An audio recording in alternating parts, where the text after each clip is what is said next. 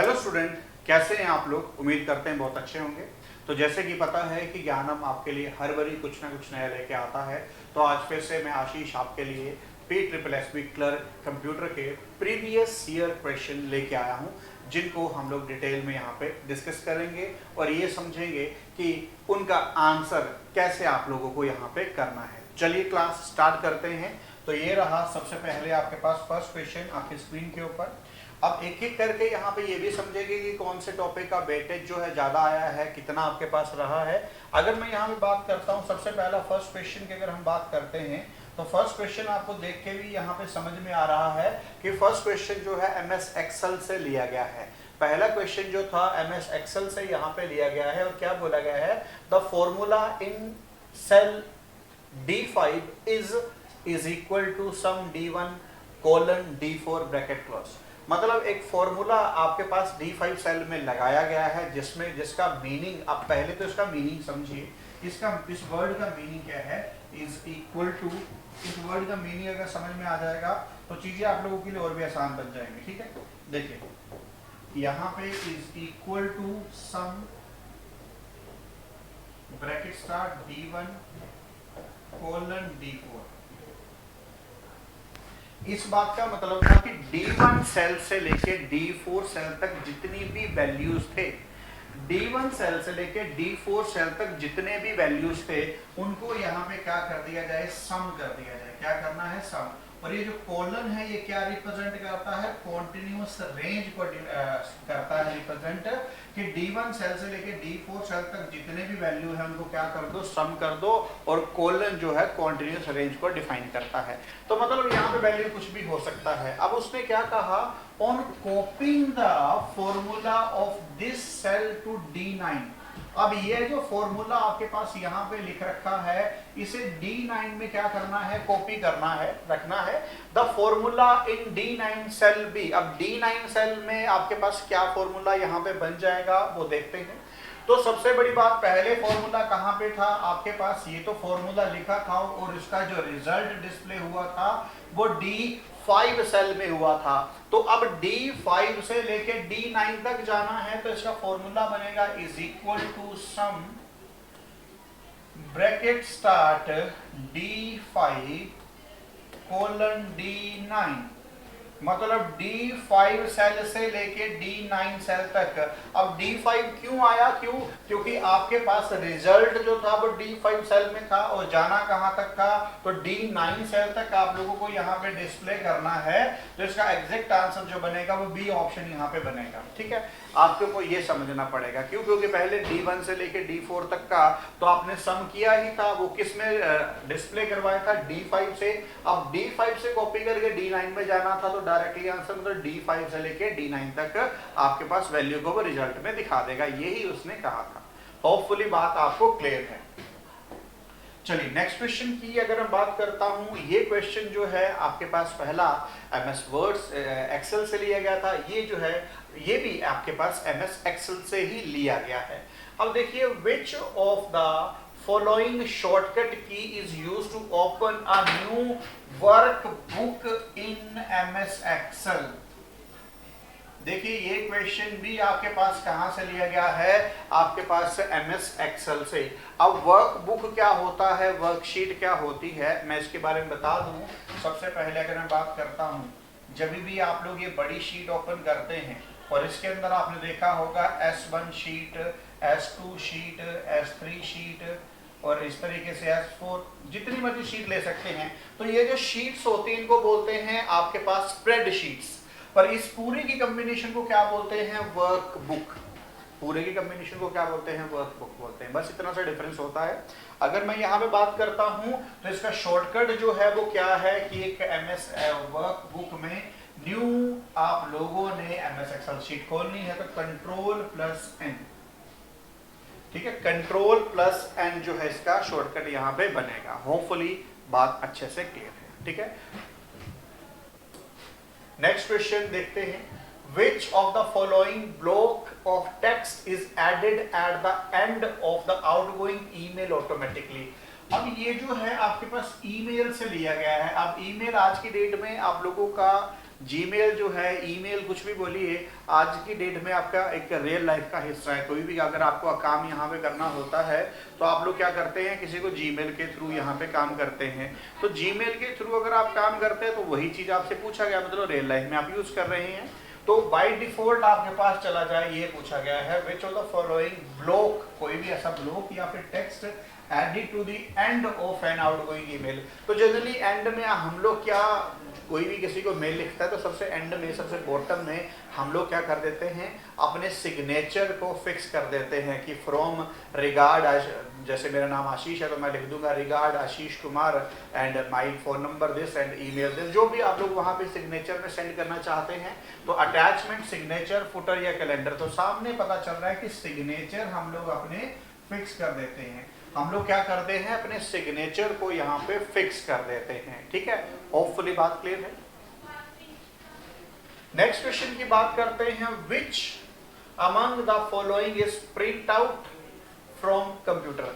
अब ये जो है आउटपुट डिवाइस से क्वेश्चन लिया गया है, तो प्रिंट आउट की बात करी है यहाँ पे, प्रिंटेड आउट फ्रॉम कंप्यूटर।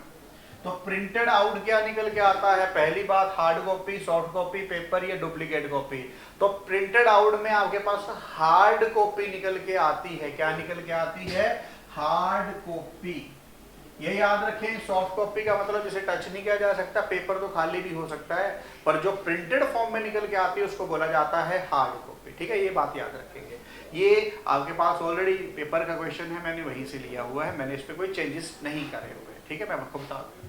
चलिए नेक्स्ट बात करते हैं, अगला क्वेश्चन है, which of the following term is used for a physical और a logical arrangement of network. अब ये जो क्वेश्चन है ये अपने आप में बता रहा है कि मैं नेटवर्किंग से आया हूं। तो मतलब अभी आप लोग देख भी रहे हैं कि मतलब 4 क्वेश्चन मैंने डिस्कस किए, तो चारों के जो है अलग अलग वेराइटीज आपको मिले हैं। पहला जो था एक्सेल से मिला, दूसरा भी एक्सेल से मिला, तीसरा ईमेल से मिला, चौथा क्वेश्चन आप लोगों को फिर से अलग मिला और पांचवा क्वेश्चन आपके पास अलग यहाँ पे है। तो वैरायटी ऑफ क्वेश्चन आपके पास एग्जामिनर जो है कवर कर लेता है। अब यहाँ पे पूछा क्या है कि आपके पास कौन सी टर्म यूज करते हैं फिजिकल और लॉजिकल अरेंजमेंट के लिए, राउटिंग, टपोलॉजी, कंट्रोल या फिर आपके पास कंप्यूटर। अब फिजिकल और लॉजिकल अरेंजमेंट, फिजिकल और लॉजिकल का मतलब क्या है, जैसे एक कंप्यूटर से दूसरे कंप्यूटर में डेटा सेंड करना है तो वो कैसे होगा वो आपको यहाँ पे बताना है। तो ऑब्वियस है जो कंप्यूटर है वो तो फिजिकल है और डेटा जो सेंड होगा वो लॉजिकल तरीके से होगा। तो वो सारा का सारा काम कैसे होता है, थ्रू टपोलॉजीज। वो सारा का सारा काम जो है वो किससे होता है, थ्रू टपोलॉजीज। जैसे कि आपको पता भी होगा, आपने टपोलॉजीज पढ़ी भी होगी, बस टपोलॉजी, स्टार, रिंग, मैश,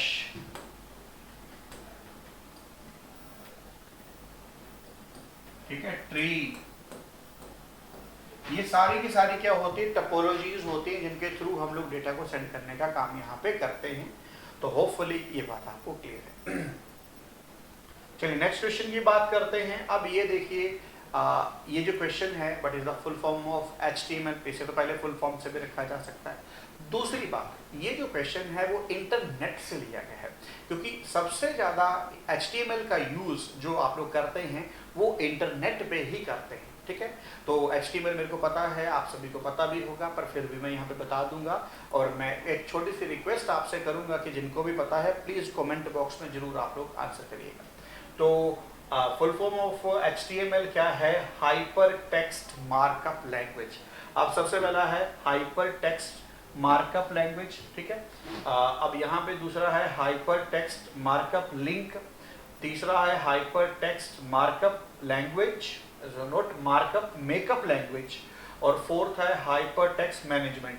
तो देखो हाइपर टेक्स्ट मैनेजमेंट आपके पास कैंसिल, हाइपर टेक्स्ट मेकअप गलत, हाइपर टेक्स्ट मार्कअप लिंक गलत। तो आंसर क्या बना, hyper text markup language. A option is your right answer. ठीक है, आंसर क्या बना, A option is the right answer. Hopefully बात आपको क्लियर है। अब अगला है, विच protocol assign IP address to client connected in the internet. अब देखिए सबसे बड़ी बात यहाँ पे ये है, अब आपको ये समझना पड़ेगा कि साफ तौर पे निकल के तो ये आ रहा है कि क्वेश्चन इंटरनेट का है, बट मैं यहाँ पे छोटी सी बात आपको यहाँ पे बताना चाहूंगा कि ये क्वेश्चन इंटरनेट का तो है, पर साथ में नेटवर्किंग के पोर्शन को भी कवर करता है। तो इंटरनेट में भी इसे बढ़ाया जाता है, क्योंकि कहीं ना कहीं बात सर्विसेज की हो रही है, और नेटवर्किंग जो है वो भी थ्रू इंटरनेट के ही होती है, तो इसे नेटवर्किंग में भी देखा जा सकता है। तो दोनों में ही इसे रखा जाना कोई गलत नहीं माना जाएगा। अब यहाँ पे क्या है, विच protocol assign the IP address. पहले तो आईपी का फुल फॉर्म आपको पता होना चाहिए। IP stand for internet protocol, internet protocol. IP stand for internet protocol. अब इंटरनेट प्रोटोकॉल वर्ड का मीनिंग क्या होता है? Protocol is an English word जिसका कि मीनिंग अपने आप में होता है सेट ऑफ रूल। तो मतलब जब भी आप लोग कोई भी काम करते हैं तो सबसे पहले कुछ सेट ऑफ रूल्स हम लोग फॉलो करेंगे, देन ही हम लोग यहाँ पे काम कर सकते हैं। अगर सेट ऑफ रूल हम लोग फॉलो नहीं करते हैं तो हम कभी भी कोई काम नहीं कर सकते हैं। तो अब यहाँ पे ये पूछा गया है कि आपके पास कौन सा प्रोटोकॉल असाइन किया जाता है क्लाइंट कनेक्टेड इन इंटरनेट। तो आईपी एड्रेस तो एक रूट है। अब मैं यहाँ पे अब बता दूं, आईपी तो इसका आंसर नहीं बनेगा, आरपीसी इसका आंसर नहीं बनेगा। बायोस, बायोस का फुल फॉर्म भी आपको पता होना चाहिए।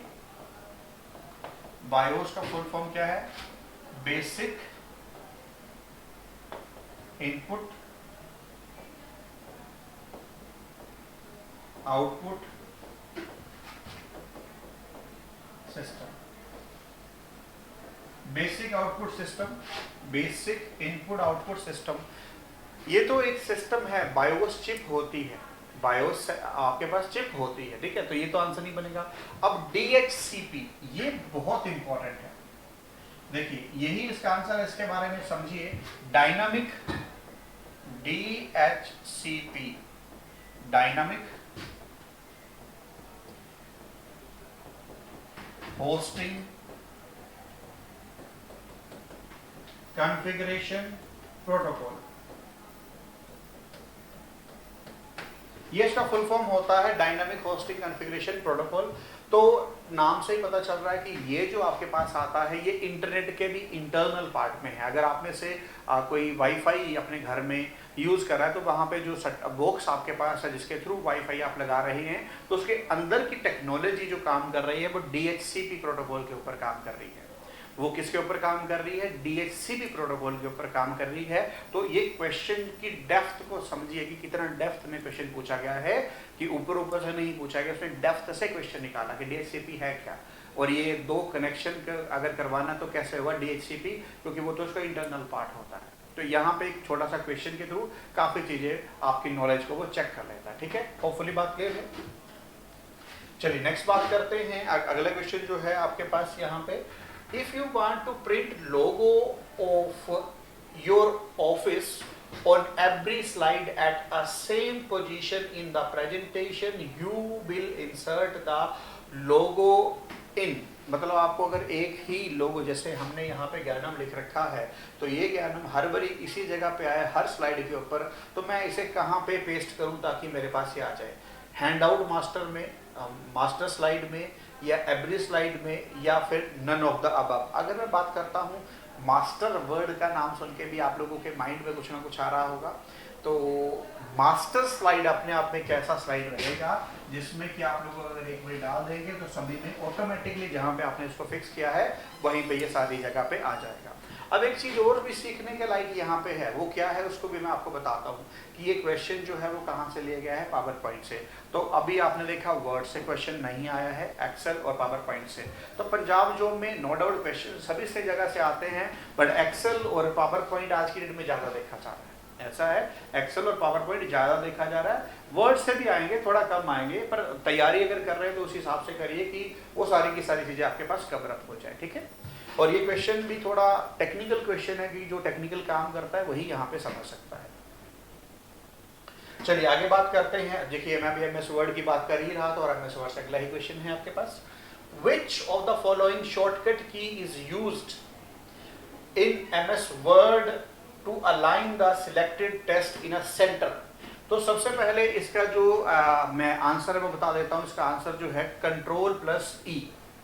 अगर सेंटर में अलाइन करना है तो कंट्रोल प्लस ई, ठीक है। अगर कंट्रोल प्लस ई अगर एमएस वर्ड में आप लोग दबाते हैं तो इसका जो आंसर बनेगा सेंटर अलाइन करने के लिए, इसका जो आंसर बनेगा आपके पास सेंटर अलाइन करने के लिए यहाँ पे आंसर बनेगा। बट अगर मैं यहाँ पे बात करता हूँ, एक सेकंड जरा, हाँ अब मैं यहाँ पे बात करता हूँ सेंटर लाइन के लिए, बाकी के फुल फॉर्म भी आपको पता होना चाहिए। कंट्रोल प्लस ए क्या होता है, सिलेक्ट ऑल, ठीक है। कंट्रोल प्लस सी क्या होता है, कॉपी,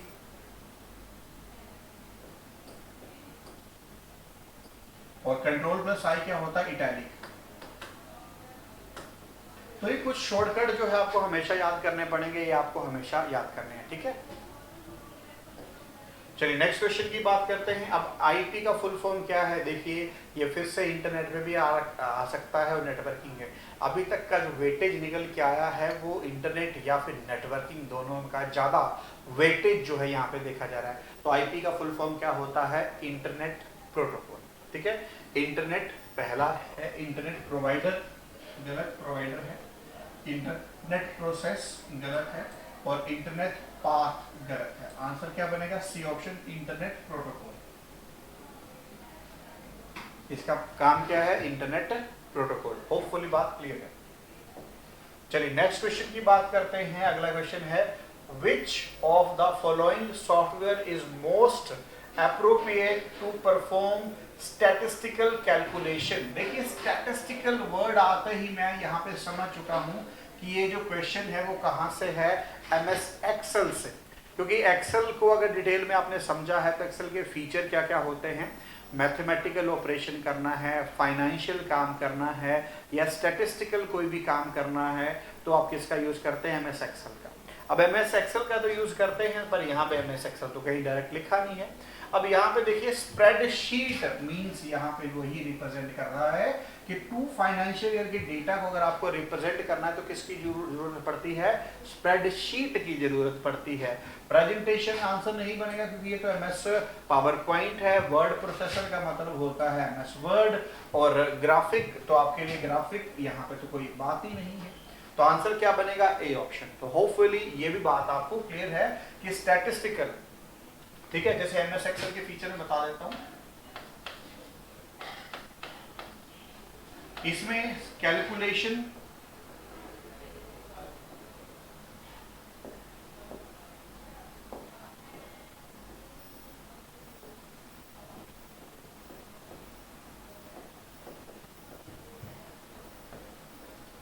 ठीक है, एनालाइजेशन,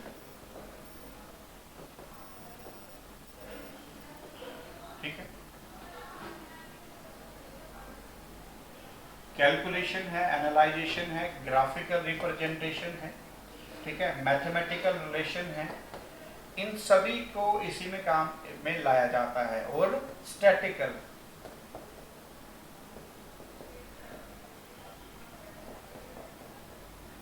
ठीक है, मतलब कैलकुलेशन का वर्ड जहां पे भी आएगा तो आप डायरेक्टली आंसर कर सकते हैं। आपके पास आंसर क्या बनेगा, एक्सेल। एक्सेल स्प्रेडशीट वही होता है, अभी आपने डिटेल में इसको समझा भी था। चलिए आगे बात करते हैं, draft folder in email is used to. अब फिर से ये क्वेश्चन जो है आपके पास ईमेल से लिया गया है। अब समझना ये है कि क्वेश्चन ले कैसे रहा हो। क्वेश्चन वो ले रहा है जो आप लोग अपने रियल लाइफ में यूज करते हैं। अगर मैं बात करता हूँ, आप किसी को मेल सेंड करते हैं, भैया मेल तो सेंड हम लोग हर किसी को करते हैं, तो उन्हीं का तो क्वेश्चन उठाया गया है। तो ड्राफ्ट का मतलब क्या होता है, सिंपल ये पूछा गया, ड्राफ्ट में आपके पास किसी मेल के ऊपर आप काम कर रहे हैं और मेल वो सेंड नहीं किया और आपने सिस्टम को बंद कर दिया, तो वो मेल डिलीट नहीं होता है, ऑटोमेटिकली सेव हो जाता है। कहाँ सेव होता है, ड्राफ्ट में। तो यही तो है कि मतलब वो कंप्लीट नहीं हुआ या फिर अनसेंड सेव जो है वो कहाँ पे, मेल जो है वो स्टोर हो जाएगा आपके पास, ड्राफ्ट में स्टोर हो जाएगा। तो store spam email, save unsent email, या डिलीट ईमेल, या मेक अ कॉपी। तो आपके पास यहाँ में आंसर बनेगा सेव अनसेंट ईमेल। जो ईमेल आपने सेंड नहीं करे हैं, जो ईमेल आप लोगों ने सेंड नहीं करे हैं वो यहाँ पे, मतलब अभी उसको कंप्लीट नहीं किया गया था, किसी कारण से हम काम कर रहे थे, तो वो किस में चले जाते हैं, ड्राफ्ट्स में। ठीक है, तो डिलीटेड ईमेल और मेक अ कॉपी, और ये आंसर यहाँ पे नहीं बनेगा। तो होपफुली बात आपको क्लियर है। ठीक है, चलिए नेक्स्ट क्वेश्चन देखते हैं। अगला क्वेश्चन ये रहा आपके पास, which of the following is not consider as an hardware. अब यहाँ पे बोला है कि कौन सा यहाँ पे हार्डवेयर जो है कंसीडर नहीं किया जाता है। तो सबसे पहले अगर मैं बात यहाँ पे करता हूँ सीपीयू, मॉनिटर, हार्ड डिस्क या फिर बायोस, वो आपको यहाँ पे पता होना चाहिए। तो अगर मैं बात करता हूँ, देखो सीपीयू जो होता है, एक मशीन जो होती है, वो तो अपने आप में हार्डवेयर है, तो ये तो हार्डवेयर ही है। मॉनिटर जिस स्क्रीन के ऊपर आप लोग कुछ भी देख रहे हैं वो है आपके पास मॉनिटर है। और हार्ड डिस्क आप लोग एक्सटर्नल हार्ड डिस्क भी यूज करते हैं, तो वो तो है ही है। बायोस चिप होता है, तो यही आपके पास आंसर है। कि अगर मैं बात करता हूँ एक्चुअल में बेसिक इनपुट आउटपुट सिस्टम होता है ये, तो ये हार्डवेयर की फॉर्म में नहीं आता, ये कनेक्टिविटी के फॉर्म में आता है, ठीक है। तो इस वजह से इसका आंसर क्या दिया जाएगा, डी ऑप्शन बायोस। इस वजह से इसका आंसर क्या दिया जाएगा, बायोस यहाँ पे दिया जाएगा। होपफुली बात क्लियर है। मैंने यहाँ पे कोई चेंजेस नहीं लाए हैं, जो पेपर में आए थे उन्हीं चीजों को मैंने यहाँ पे आपके पास रखा हुआ है, ठीक है। चलिए ये क्वेश्चन देखिए, speed of computer is measured in. अब ये एक जनरल क्वेश्चन है जो कि हर किसी को आना चाहिए कि जो कंप्यूटर की स्पीड होती है वो कैसे मेजर करते हैं। Nano second, kilo hertz, mega hertz या फिर गीगा हर्ट्ज। अब कई बार बच्चे यहाँ पे बहुत ज़्यादा बहस करते हैं सर कि पहले तो मैं बता देता हूँ कि ये आंसर नहीं है, ये भी आंसर नहीं है, ये भी नहीं है, आंसर इज गीगा हर्ट्ज। कई बार बच्चे मेरे साथ बहुत ज़्यादा बहस करते हैं और मेरे को बोलते भी हैं सर कि इंटरनेट पे अगर हम चेक करेंगे तो वहाँ पे आप लोगों को मेगा हर्ट्ज भी यहाँ पे मिल रहा है। बट बच्चों थोड़ी सी बात सुनिए, नो डाउट मेगा हर्ट्ज था पर अब गीगा हर्ट्ज है। क्यों? क्योंकि computer is an a fast growing subject. Computer is an a fast growing subject. जैसे जैसे चीजों में चेंज आएगा इनकी डेवलपमेंट बढ़ जाएगी। आज की डेट में गीगा हर्ट्ज में, कल इससे आगे भी यूनिट जा सकते हैं। उससे पहले मेगा में ही था, ये बात सही है कि पहले मेगा में ही था, बट एट प्रेजेंट जो सिनेरियो है वो क्या है आपके पास, गीगा हर्ट्ज। तो ये आपको समझना पड़ेगा कि computer is an a fast growing subject. जो चीज पिछले कल पढ़ी थी वो आज नहीं है। We need to accept, हमें वो मानना पड़ेगा कि पहले वो चीज थी, आज उसका यूजेज ही नहीं है। एक मॉरिस लॉ है, मॉरिस लॉ के अकॉर्डिंगली 18 महीने के अंदर आपके पास न्यू टेक्नोलॉजी आ जाती है और कंप्लीटली 18 महीनों में हम लोग उसे अडॉप्ट भी कर लेते हैं। तो टेक्नोलॉजी एक ऐसी चीज है जो कि टाइम के साथ चेंज होता रहेगा। इसी हिसाब से आपको आंसर भी अपने क्या करने हैं, मोल्ड करने हैं, क्योंकि ये तो सब्जेक्ट ही ऐसा है जो आप लोग रियल लाइफ में यूज कर रहे हैं। क्वेश्चन 2 से भी पूछा जाएगा तो चीजों में चेंजेस आएगा। पुराने टाइम के कंप्यूटर कितने स्लो होते थे, आज के कंप्यूटर कितने फास्ट हैं, ये समझिए। तो इस बेसिस पे आंसर गीगाहर्ट्ज करना है। होपफुली बात क्लियर है। चलिए नेक्स्ट क्वेश्चन की अगर मैं बात करता हूं, to join the internet the computer has to connected to dash. अब ये क्वेश्चन भी आप लोगों को बहुत ज़्यादा एक इम्पॉर्टेंट मैं बताऊंगा। क्यों? क्योंकि अगर आप लोग वाईफाई अपने घर में लगा रखा है या किसी को अपने मोबाइल के थ्रू, हॉटस्पॉट के थ्रू अगर इंटरनेट देते हैं तो कहीं ना कहीं इसी का यूज़ होता है, कहीं ना कहीं या रियलिटी में इसी का यूज़ होता है। तो अब यहाँ पे क्या है कि अगर connectivity to join a internet the computer has connected to, join करना है, जोड़ना है, तो किससे चाहिए? इंटरनेट मार्केट से या इंटरनेट सर्विस सोसाइटी से या इंटरनेट सर्विस प्रोवाइडर से? आपको साफ तौर पे निकल के आ रहा कि आईएसपी। और ये आप लोग ऐसे भी याद रखेंगे, आपके पास पूछ ले जाता but is the full form of ISP, internet service provider से हमें यहाँ पे आंसर बनेगा। और ये फुल फॉर्म डायरेक्टली पूछ लिया जाता है कि but is the full form of ISP. अब ये भी पता चला है कि एक ही चीज को कैसे कैसे पूछ सकता है कि ज्वाइन करना इंटरनेट से कंप्यूटर को, तो चाहिए क्या? आईएसपी चाहिए। और नहीं, अगर ऐसे नहीं पूछेगा तो ऐसे पूछ लेगा but is the full form of ISP. कई बारी पूछा गया, कई बारी पूछा, यहाँ पे ट्रैक कैसे ही जाता है, चीज तो वही है, ठीक है। तो होपफुली बात यहाँ पे क्लियर है।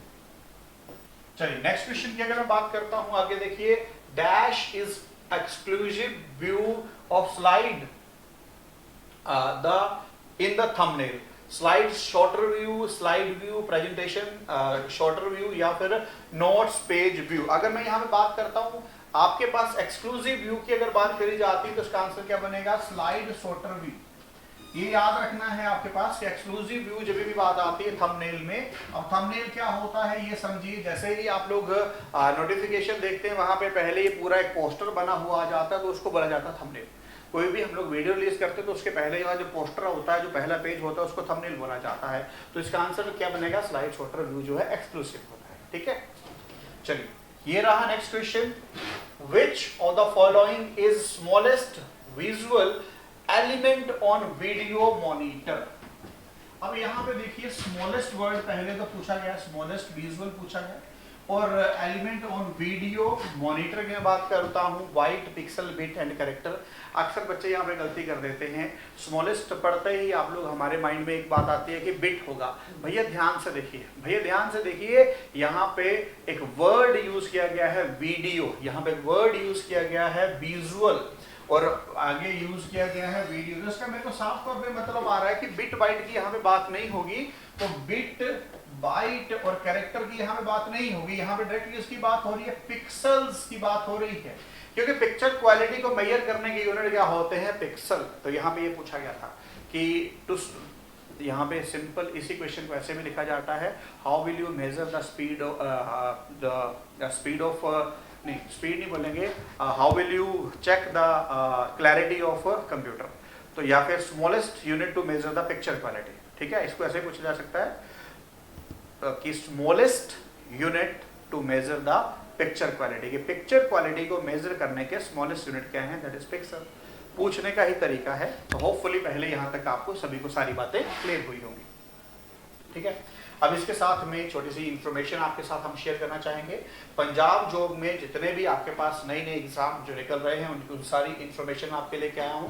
पंजाब गवर्नमेंट एग्जाम जो है स्पेशल ऑनलाइन कम ऑफलाइन दोनों चलाए जा रहे हैं, रिकॉर्डेड क्लासेस भी हैं, स्पेशल फीचर हैं इसके, स्पेशल लाइव क्लास मिलेगा, ग्रुप डिस्कशन मिलेगा, 200+ प्रैक्टिस टेस्ट मिलेंगे, मॉक टेस्ट मिलेंगे, कंप्रीहेंसिव स्टडी मटेरियल मिलेगा, एक्सपीरियंस फैकल्टी मिलेगी, 24/7 सपोर्ट है आपके लिए। और जो टारगेटेड पेपर हैं वो कौन कौन से हैं, एक्साइज इंस्पेक्टर, PSSB क्लर्क, ठीक है, ग्राम सेवक, ETT, forest guard, junior draughtsman, ठीक है, PSSB सुपरवाइजर, इन सभी के लिए आपके पास ऑनलाइन कम ऑफलाइन बैचेस जो हैं चलाए गए हैं। अब इसके साथ में मैं एक बात और बताना चाहूँगा, ये हमारे डिफरेंट सेंटर है जहाँ पे भी आप हमसे कंसर्न कर सकते हैं। ऊना में है, नवा शहर, फिरोजपुर, अबोहर, होशियारपुर, सुंदरनगर, सरिंद, पटियाला, दसूहा, अमृतसर, संगरूर एंड गुरदासपुर। यहाँ पे आप हमसे कंसर्न कर सकते हैं अगर आप यहाँ पे नहीं है तो। और आखिर में अगर आप हमसे बात करना चाहते हैं तो इन दो गिवन दिए हुए नंबर पे आप हमें कॉल कर सकते हैं, 9117343434, 9646888377, इन पे भी आप हमसे बात कर सकते हैं। बाकी अगर आप इंस्टाग्राम चलाते हैं तो इंस्टाग्राम पे हमसे जुड़ सकते हैं ज्ञानम.कॉलेज के नाम से, और टेलीग्राम पे ज्ञानम के नाम से, और आप लोग ज्ञानम.इन पे तो अभी मेरे को देख ही रहे हैं, ठीक है। चलिए, जुड़ने के लिए सभी का बहुत बहुत धन्यवाद। Thank you class.